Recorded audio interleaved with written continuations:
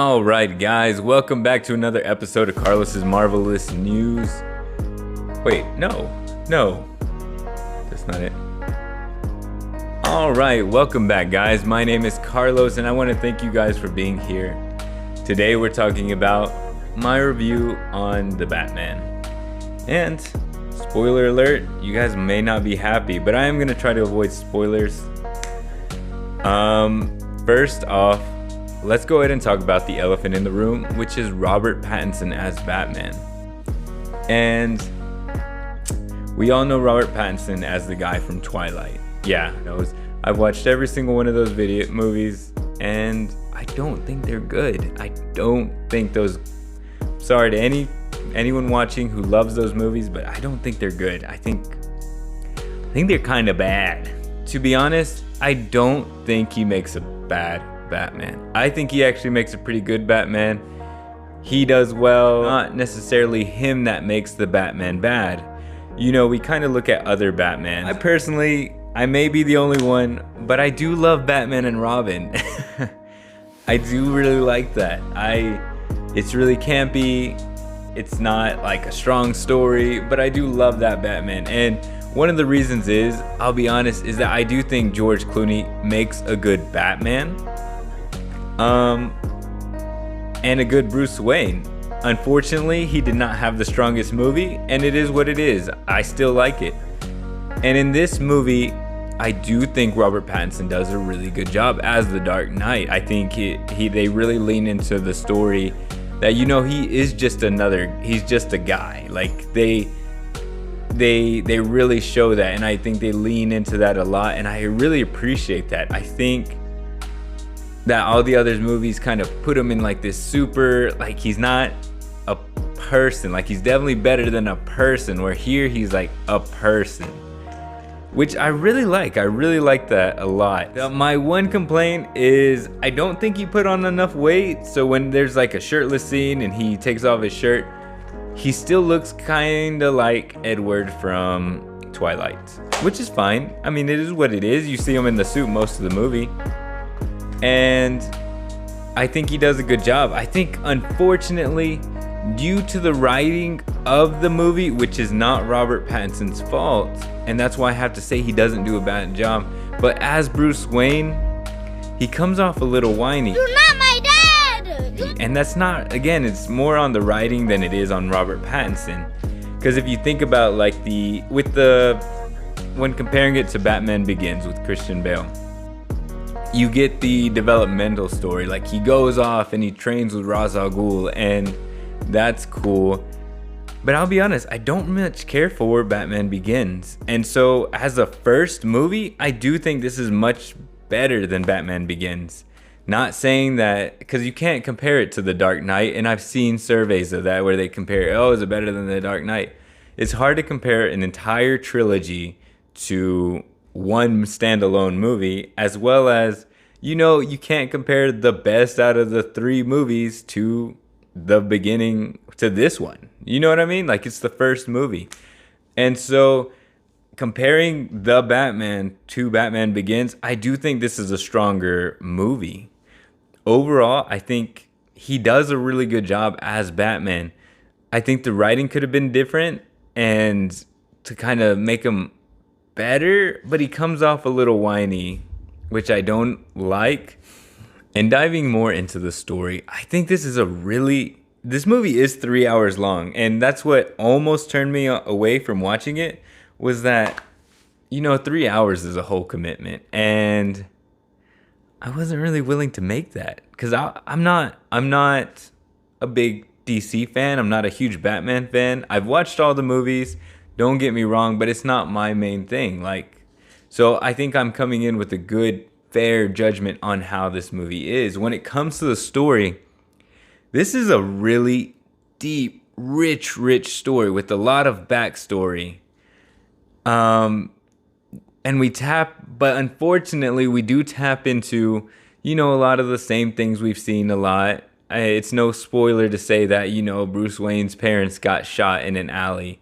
And so they lean into that a little bit, and because you don't have like that training as you do in Batman Begins, So you're kind of dropped off right at the beginning of like, he's kind of just starting out as Batman. He's really in his younger phases of it, which is cool, which kind of explains why he's kind of the way he is. But at the same time, it doesn't always land properly.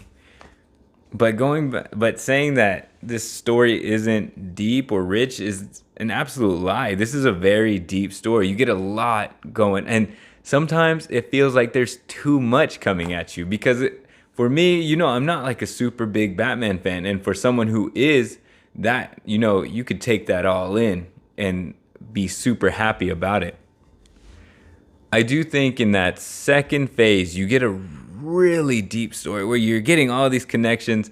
And I think also you do run into the part where that's kind of where he seems the whiniest, or Batman seems the whiniest.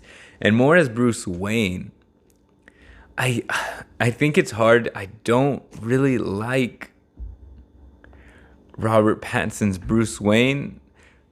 Partly because I do think he should bulk up a little bit. He's no longer fighting vampires. He's just fighting in Gotham. He needs to bulk up a little bit. Take a protein shake once in a while so he can get jacked like me. Just kidding. I'm gonna put those away. But yeah, it's really tough. It's really tough because while it does balance a pretty solid story, I think some of it does get lost due to the length and the fact that you're almost having like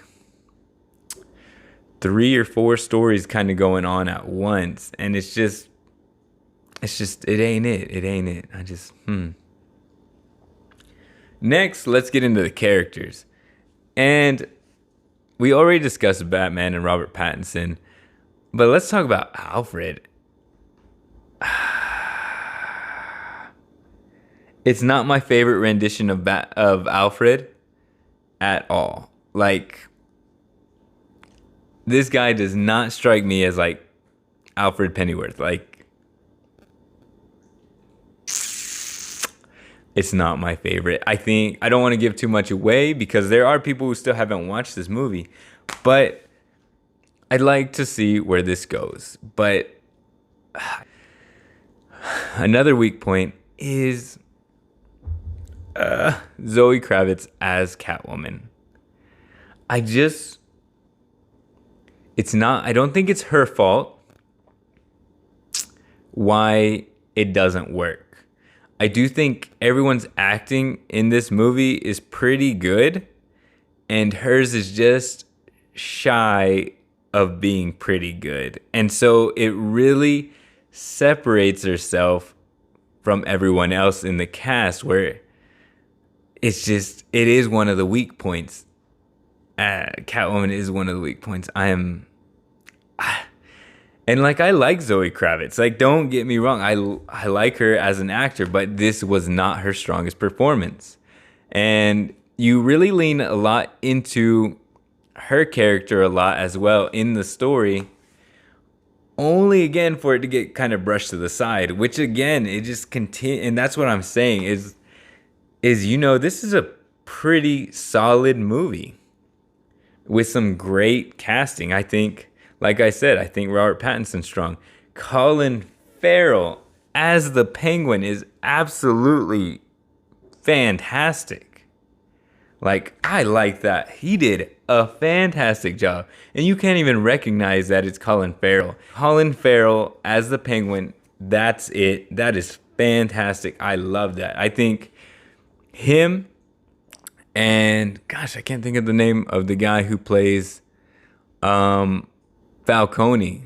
He does a fantastic job. I always refer to him as the guy from Transformers, but I love that guy. That guy is so good. I think him as Falcone makes that story so good. Colin Farrell as the Penguin makes that story so good. And actually, I think the guy who plays the Riddler actually does a pretty good job too. I'm okay with that. It's not my favorite, but again, I think it's pretty solid. I think it's cool, new take on everything. As a whole, the cast really is pretty strong, But I really think, like a chain is only as strong as its weakest links. And the weakest links in this movie really take away from the movie, in my opinion, which is disappointing because I think they have everything there to make a really awesome, awesome, awesome movie. But they're just a little shy, which is fine. Don't get me wrong. Next, let's go ahead and look at, let's talk about Gotham. Gotham as a whole is cool. I like that you do get into, the backstory of Gotham and the Waynes and all of that. But it's cool. But I always think about, like, imagine being in that universe and here you are in dingy Gotham. You got villains everywhere. Everyone's there's a lot of crime. It's kind of dingy. But you also live in a time where there's like Superman in Metropolis. Like, what the heck? Like, how crappy would that? I bet the real estate in Gotham is dirt cheap and Metropolis must be ha ha ha. Next.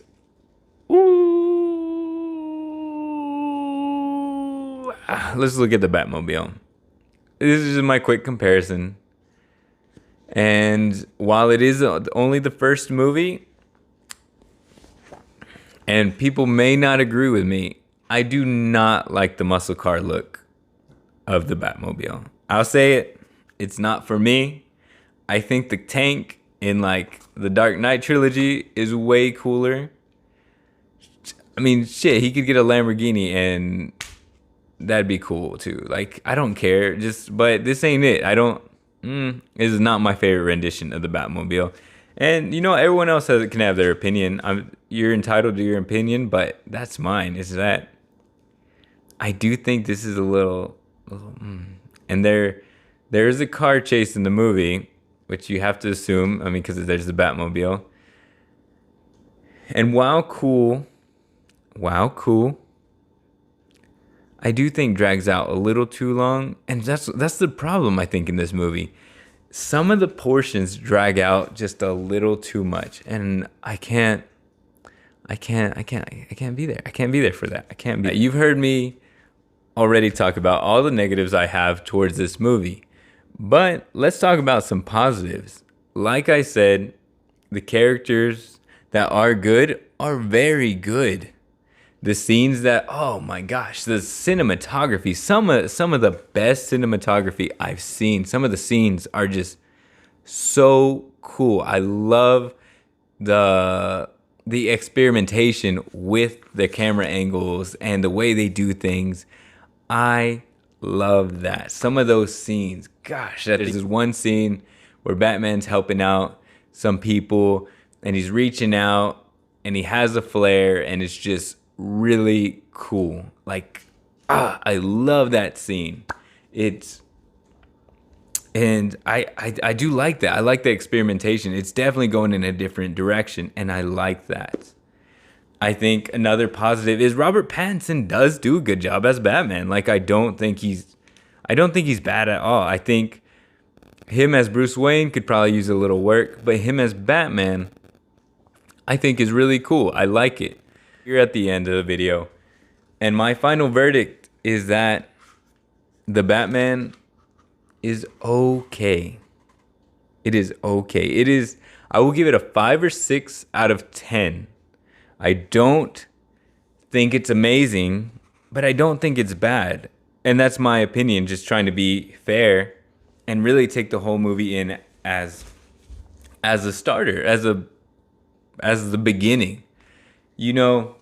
Like I said earlier in the video, you cannot compare this movie to The Dark Knight, but you can compare it to Batman Begins. And where Batman Begins, I don't think is that great.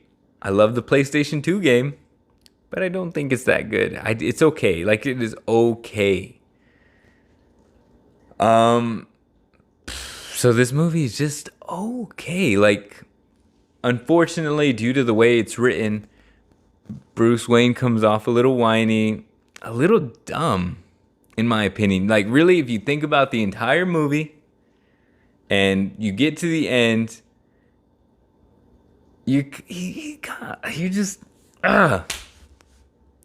It's frustrating. And I've seen memes where they compare MCU movies to Marvel movies, and the guy says, "Yeah, I don't really like DC. They're a little too dark for me." And the guy replies, he's like, "Yeah, they do have a darker tone." And the guy is like, "No, I mean, all the scenes are so dark." And yes, yes, he is the Dark Knight and he lives in the shadows. Yes, I understand that. But there are scenes where if they would just turn on a light, it would make things a lot different. And because I'm like, why wouldn't like there's a crime scene, why not turn on the lights? Like, I get it, he's Batman, he lives in the shadow, but turn on the lights. I watched Spider-Man No Way Home. Don't get me wrong, I am a complete Spider-Man fanboy, but to be fair, that movie is 2.5 hours long, and I honestly feel like it's about an hour long. Like, it does an hour and a half. Like, it flies by. Where this one is 3 hours, and it feels like 3 hours. It's very rich in story, but it definitely feels like you're there for every single minute of the 3 hours. Which for me was not okay, because I do think it's a pretty okay movie. And if you were to tell me, "Hey, Carlos, I actually thought that movie was really great," I would say, "Okay, I could see that." And if you told me that movie was awful, I could see that too. Really, this is, in my opinion, a very on the fence movie. The strong points are really strong, and the weak points, in my opinion, are really weak. So that's what puts it at like an okay, at 5 or 6. But being the first movie of what could potentially, if they develop more movies, I think is a great starting point. I think if they continue down this road and keep building on this, you can have a really awesome trilogy. I would back that. I would say if they were going to decide to go for this, I'd say go for it. Like, make 3 movies. I think a second movie. I think this movie could use a sequel and get. I think that would not only be good, but really strengthen the meaning behind this. I think I'm also a little torn because I personally, hear me out, I like Ben Affleck as Batman. I like that. I think he's good representation of Batman. I think he's a great representation of Bruce Wayne. Unfortunately, he is in a movie where he is in Batman vs. Superman, which I don't think is that bad, but is clearly not the strongest movie, and which hurts him. And then being part of the Justice League before the director's cut, unfortunately, hurts him as well. It is the same thing as how I feel about George Clooney. While I think he makes a good Batman and a good Bruce Wayne, he unfortunately can't carry the movie on its own, and the writing kind of brings him down, unfortunately. But to give it to Robert Pattinson, I don't think if you would have put Ben Affleck in this movie, it would have been 1,000 times better. I do think it'd probably be about the same. I do think it'd be a little better just because I do like him better as Bruce Wayne than Robert Pattinson. But as a Batman, I really think it's pretty okay. I think it works. Like, I don't think Ben Affleck could have turned this movie around. But that's my other disappointment and my questioning of this movie, because they may not even do a sequel. The reality is we never got Man of Steel 2. Ben Affleck's Batman never got his own standalone movie. We got Suicide Squad, which was not good. And then we got Birds of Prey, which was, I didn't even watch it, and supposedly it's not good. You might like it. And then they brought it back, and we got Suicide Squad 2. Like, I don't feel like DC know what they're really doing. And I can't help but feel like that cloud is looming over this Batman movie. There is a strong possibility that we may not get a sequel. I really hope we do, because I think this could be awesome if they do it. But it's really up to them right now. And seeing how they went, how, like I just spoke about, how they're kind of just branching out weirdly. Like, we've had 2 Wonder Woman movies, 1 Superman movie, This is the first Batman movie, and it's not even in the same universe. We're getting a Flash movie, which is going to be in the same universe as that Batman and that Superman. Then we got Suicide Squad, which is in the same universe as Aquaman and the Justice League and that Batman and Peacemaker. And yeah, and then they do the Peacemaker show. I don't know what they're planning with their properties, which I think bothers me. But I did like Peacemaker. So those are my recommendations for this movie. If you're thinking about watching it, I'd say go for it. I don't feel like it's a waste of money. I think you get everything that you pay for. What, a movie ticket is like $12? Like, go for it. Watch it. It is okay. If you don't like it, leave. If you like it, you might really like it. But those are my opinions. You're entitled to yours. If you don't agree with me, feel free to put what you do like about the movie in the comments down below. I'd love to hear it because I do think there's some really strong points in this movie.